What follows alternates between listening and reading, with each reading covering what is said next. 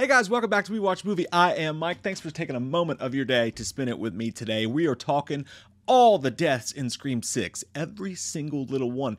13 to be exact. There's going to be Scream spoilers in this, obviously. So I think apparently, according to the box office numbers, everyone's seen Scream 6, so we can feel free to talk about what we want at this point because it's doing great. It's doing fantastic, and you love to see it. You really do. And I love to see you guys. How are you guys doing? Please let me know in the comments below. I want to know how the fuck you're doing. How's your day going? Mine's going good. Got some awesome stuff in the mail. Check this out. New Wham shirts are in. Got the logo on the front. How do you know that my dim-witted inexperience isn't merely a subtle form of manipulation used to lower people's expectations, thereby enhancing my ability to effectively maneuver within any given situation? And for all you Stu Livesters, we've got Stu Live stuff. We got shirts. We got hats. This is a camo hat, so I don't know why I bought the camo hat. I don't ever wear camo, but there's other colors of the hats as well. There's Stu Live t-shirts. Check it all out in the link down below, skis. I'll put it in the pinned comment. Haha. Sydney! Number 13, the least one. It happens off screen. You just see his body really quick, just fucked up in a bathtub. Just blood all over the place. It looks like what Warner Brothers has done to the DC universe. Just blood everywhere, disgusting mess, but you don't see what happens. But you do know that it is Paul from earlier in the movie that Quinn was banging. And she's like, is that Paul? And he goes, who the fuck is Paul, babe?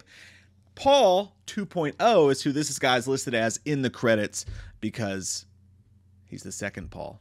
Number 13, this is just a quick one. Shopper number 2 in the bodega where Ghostface goes. It's not the first guy that comes up, but the second guy. This dude just runs up like an idiot. You know what I mean? Like, oh my God, that guy with a mask is stabbing the shit out of people. Let me run towards him with my jugular out. Number 12, Gail's boyfriend. This one is just weird because the guy is just there with no explanation whatsoever. The last time we saw her, she was arguing with Dewey. She was just grieving over Dewey. I don't know if this is a Tinder hookup. Who knows what the hell's going on? I'm guessing it may be, but he's comfortable enough to answer her phone, so fuck, I don't know. Either way, he answers the phone, and one of the reasons this is one of the worst death scenes, if you look at who the killers are and where they are, this is definitely Quinn in Gail's apartment doing this killing, and this is some of Ghostface's most physical action, when he hardcores off the couch and you hear that whoosh, that whoosh noise or whatever. Ghostface pops out like a damn ninja, takes this big ass dude down with no noise being heard. Gail didn't even hear it for all of her smarts. Pulls him over and then picks the guy, I guess slits him throat, kills him however, and then throws him through the bookshelf across the room. And we're supposed to believe that this is Quinn. It's kind of an unbelievable kill if you're to believe that's Quinn. However, this kill will go up in the rankings. What am I doing with my fingers? Come on, it's time for your checkup.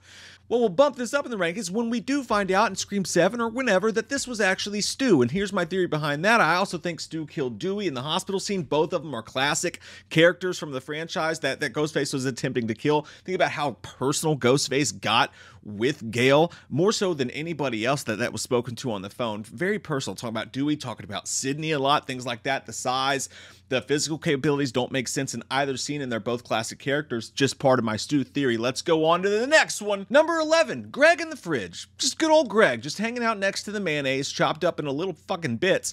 Again, an off-screen death scene, but it's just cool because it's in the opening of the film, and it really sets the tone that this movie is going to be kind of skanky, and I mean that in a good way. His intestines are hanging out, he's chopped up, it looks like Jeffrey Dahmer's lunch, and yeah, just quick to the point. And I love the scene right before the door opens when Ghostface is like, it's like, you're on fire. It sounds like an NBA Jam commentator. Number 10, gonna be Quinn. Quinn, one of the killers, obviously. Her death was pretty simple. It was really cool if you do include the brick to the face, though. She got her teeth fucking knocked out. When she hit her with that brick, it was with anger. She was like, I go to church every goddamn Sunday. You gonna bring the demons out of me? Bam! Bitch went down. Sid, super bitch. And then the teeth just go flying out of her mouth like Michael Myers decorating bathroom stalls. That was gnarly, but her death itself was just a quick shot to the head, even though she was kind of going, you know, doing her whole Ghostface, I'm a fucking nutbag, macho man on acid. She just gets shot in the head. Pretty simple, good old Ghostface kill. Number 9, Shopper number 1. This guy reminds me of a bass player from when I was in a band, just his attitude and everything. Ghostface runs to the bodega, and this, I guess, is supposed to be this typical, like, rough New Yorker, but to me, he kind of had, like, a sort of a country feel to him. I love that the first thing the guy does, there's these girls screaming, he's like, hey, there's a fucking line here, all right?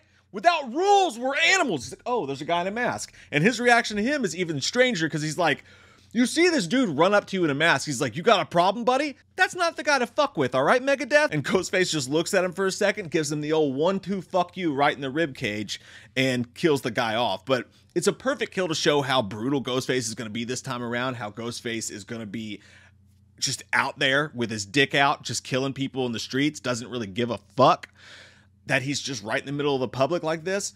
Pretty awesome tone setter of a scene. Number 8, we're getting into the really good ones now. Samara Weaving as the opening kill calls back to Drew Barrymore because Samara Weaving's just an awesome, talented actress, and she could be the lead of this franchise. She's so damn good.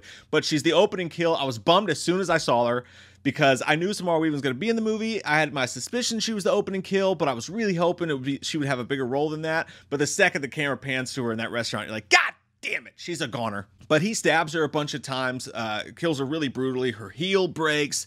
He kills the shit out of her in this scene, and she acts the shit out of the moment, as Samara Weaving always does. What makes me love this scene so much is the line drop that he has when he's like, now I see something red. Bam, does that whole thing.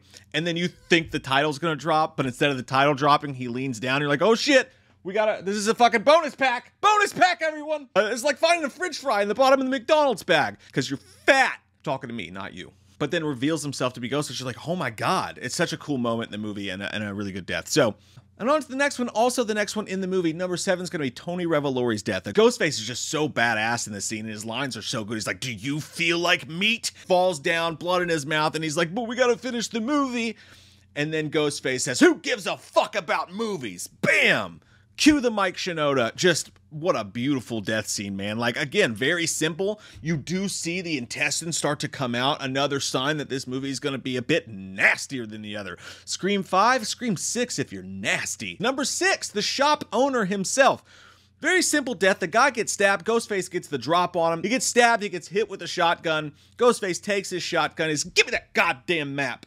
And then points the gun at him. It's a simple death, but to see Ghostface in public using a shotgun, we've seen Ghostface use guns before, but usually, you know, out of the robe, out of the mask. This is Ghostface, full regalia. You don't know who it is yet, holding up a shotgun. And they had that beautiful shot where the camera focus went out. You just saw that shotgun in your face. And the guy screaming, please no, I'm looking for Ray Finkel in a new pair of shorts. Ghostface just point blank with a shotgun.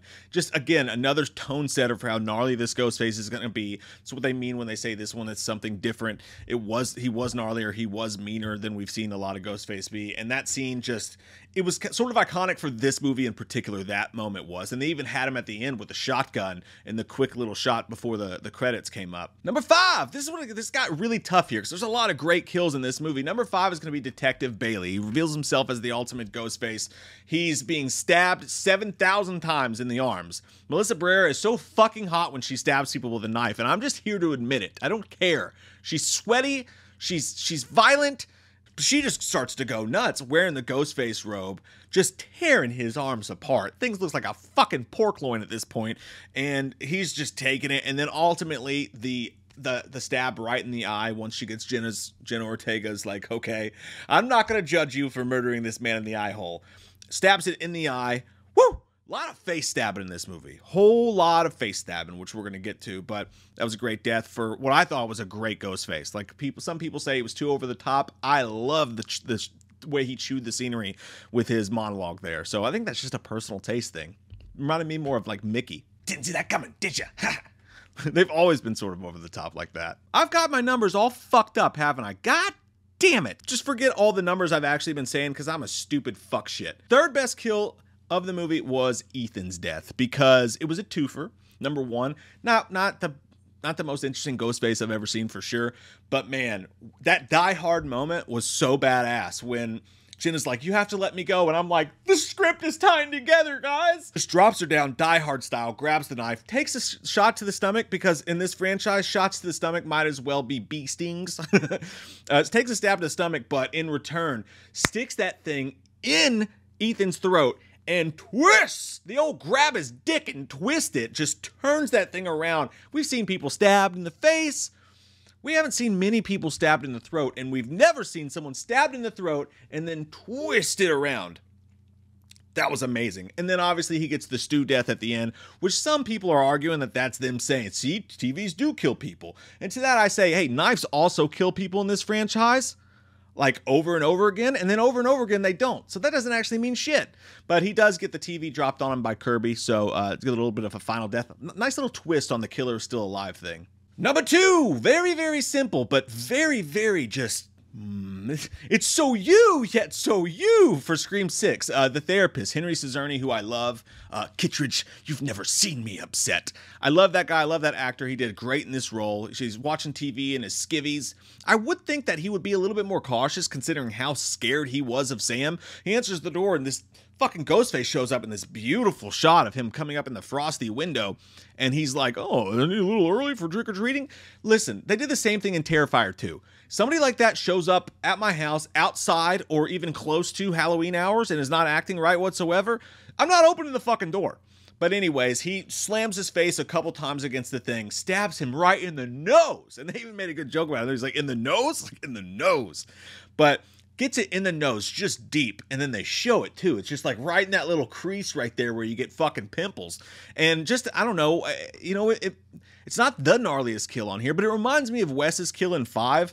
And I just thought it was pretty fucking shocking in the moment. So I really like that kill. And these you can honestly switch around. I wouldn't mind if you put Bailey and Ethan above him for that one, but just something about being stabbed in the nose. I've never seen it before, and it makes me feel all weird in my insides, like when people's fingers touch carpet or you see someone brush their teeth on TV. Ooh, God, I hate it. My number 1 kill of Scream 6, a movie with tons of awesome kills in it, is gonna be Annika.